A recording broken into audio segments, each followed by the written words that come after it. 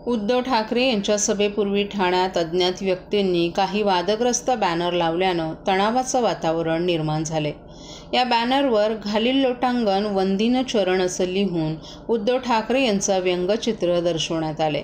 तसंच सोनिया गांधी, राहुल गांधी, शरद पवार यांच्यासमोर उद्धव ठाकरे नतमस्तक होत असल्याचं आणि संजय राऊत उभे असल्याचं चित्र रेखाटण्यात आले। या बॅनरमुळे संतप्त ठाकरे गटाच्या कार्यकर्त्यांनी या ठिकाणी गोंधळ घालत हा बॅनर काढला असून लोकसभेत त्यांचा पराभव झाल्यानं आणि आज शिवसेनेचा वाघ या ठिकाणी येत असल्याची धास्ती मनात धरून हे बॅनर लावल्याचा आरोप ठाकरे गटाच्या पदाधिकाऱ्यांनी केला आहे। हिम्मत असेल तर नावानं बॅनर लावा असं आव्हान देखील यावेळेस ठाकरे गटाच्या पदाधिकाऱ्यांनी केलं आहे।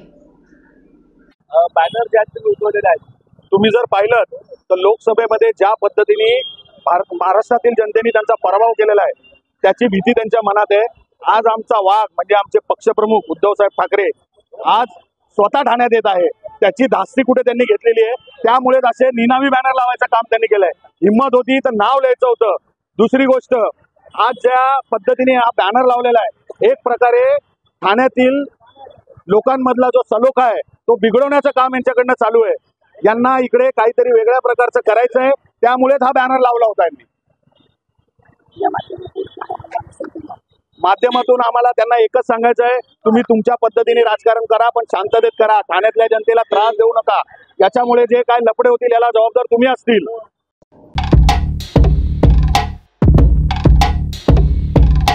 महाराष्ट्रातील भगिनींना आधार देणारी राज्य शासनाची मुख्यमंत्री माझी लाडकी बहीण योजना। या योजनेअंतर्गत अल्प उत्पन्न गटातील 21 ते 65 वयोगटाच्या भगिनींना मिळणार दरमहा 1500 रुपयाची मदत। अर्ज करण्यासाठी 31 ऑगस्ट 2024 पर्यंत मुदतवाढ। कुटुंबाचं वार्षिक उत्पन्न 2.5 लाख रुपयांपेक्षा कमी असलेल्या महिला पात्र। कुटुंबाकडे पिवळं किंवा केशरी रेशन कार्ड असल्यास उत्पन्नाचा दाखला आवश्यक नाही। पांढरं रेशन कार्ड असेल किंवा रेशन कार्ड नसेल तर कुटुंबाचं वार्षिक उत्पन्न 2.5 लाखांपेक्षा कमी असल्याचा दाखला आवश्यक। योजनेसाठीचा ऑनलाईन अर्ज नारी शक्ती दूत ॲपवरून किंवा पोर्टलवर भरता येईल। ज्या भगिनींना ऑनलाईन अर्ज भरता येत नसेल त्यांच्यासाठी अंगणवाडी, ग्रामपंचायत, वॉर्ड ऑफिस, सेतू सुविधा केंद्रामध्ये किंवा आशाताई बचत गटाच्या CRP यांची मदत उपलब्ध। आता आपल्याला अभिमानानं म्हणता येईल, सुखी आणि सुरक्षित आहे माझी लाडकी बहीण।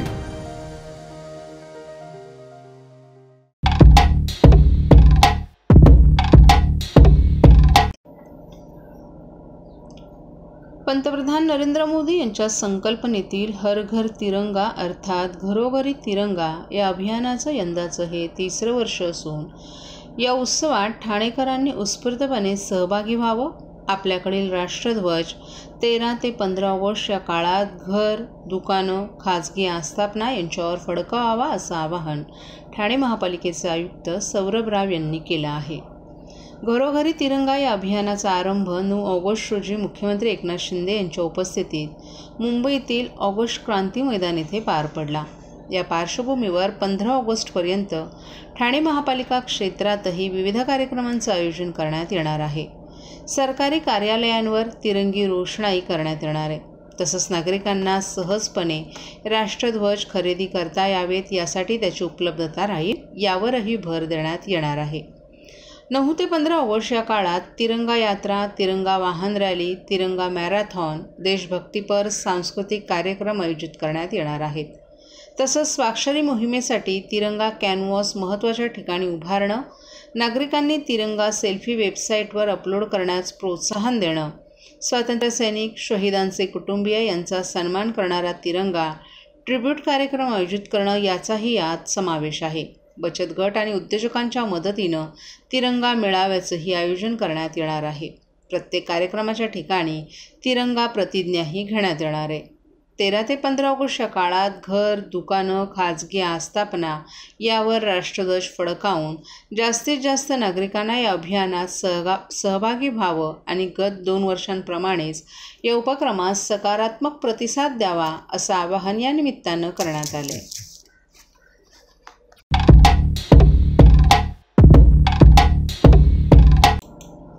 शिवसेना उद्धव बाळासाहेब ठाकरे पक्षाचे माजी खासदार राजन विचारे यांनी लोकसभेच्या पराभवानंतर आपल्या पराभवाची कारणं शोधली असता त्यावेळी असं निदर्शनास आले की जनमत आपल्या बाजूनं असताना कटकारस्थाना करून पैसा आणि सत्तेचा गैरवापर करून निवडणूक यंत्रणांमध्ये आपल्या मर्जीतील अधिकारांच्या नेमणुका करून सत्ताधारी आपली पोळी भाजून घेत असल्याचा गंभीर आरोप खासदार राजन विचारे यांनी शिवसेना पक्षाच्या शिष्टमंडळासोबत काल रात्री उशिरा जिल्हाधिकारी आणि निवडणूक विभागाच्या अधिकाऱ्यांच्या झालेल्या बैठकीत केला आहे। यावेळी संपर्क प्रमुख नरेश मणेरा, जिल्हा प्रमुख विठ्ठल मोरे, द्वारकानाथ भोईर, प्रभाकर म्हात्रे, केदार दिघे, शहर प्रमुख, उपशहर प्रमुख, सचिव आणि इतर शिवसेनेचे पदाधिकारी देखील मोठ्या संख्येने उपस्थित होते।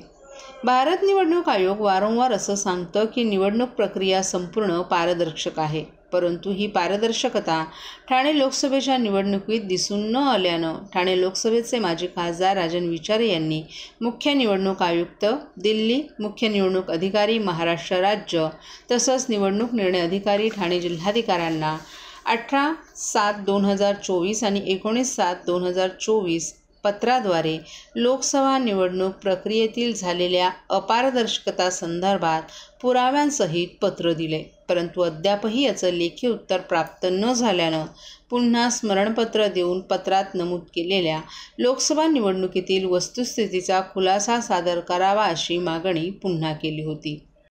मला वाटतं आज कलेक्टर साहेबांना आम्ही गेल्या लोकसभेमध्ये कशा पद्धतीने चुकीचं काम या ठिकाणी झालं होतं आणि ज्या ज्या अधिकाऱ्यांनी या ठिकाणी बोगस यादी त्या ठिकाणी बनवली होती, आज तुम्ही बघितलं असेल या ठिकाणी या ठाणे लोकसभा मतदारसंघामध्ये या मीरा भाईंदरमध्ये जवळजवळ बघितलं असेल 34,000 नावं त्या ठिकाणी दुबार त्या ठिकाणी नावं केली होती, म्हणजे एक माणूस 2 वेळा मतदान करत होता। त्यानंतर ओळा माझी ओढा 29,082 एवढी दुबार नावं होती। त्यानंतर कोपरी पाचपाकडी येथे 21,000 दुबार नावं होती। त्यानंतर ठाणे विधानसभा 16,760 नावं होती। त्यानंतर ऐरोली विधानसभा 39,000 नावं होती आणि बेलापूरमध्ये 25,000 नावं होती।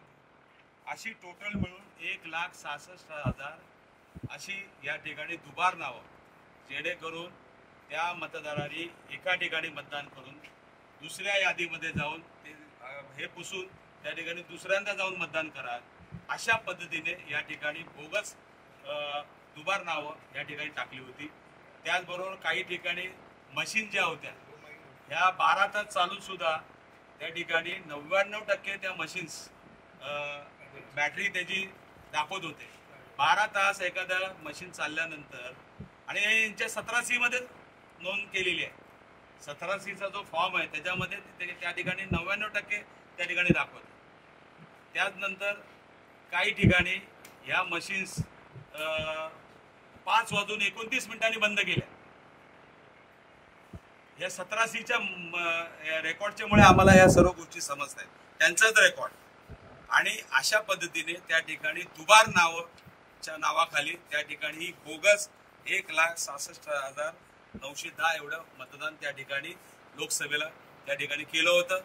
त्याचबरोबर कित्येक ठिकाणी ज्या मतदारांची या ठाणे लोकसभा मतदारसंघ कित्येक लोकांची नावच नव्हती। काही ठिकाणी तर समजा एक अपार्टमेंट आहे, त्या अपार्टमेंटमध्ये समजा 12 फ्लॅट असतील तर 12 फ्लॅट इंटू 5 जर केलं किती व्हायला पाहिजे, त्या ठिकाणी 60 व्हायला पाहिजे, परंतु त्या ठिकाणी 150 ते 200 नावं त्या ठिकाणी ऍडिशनल टाकलेले।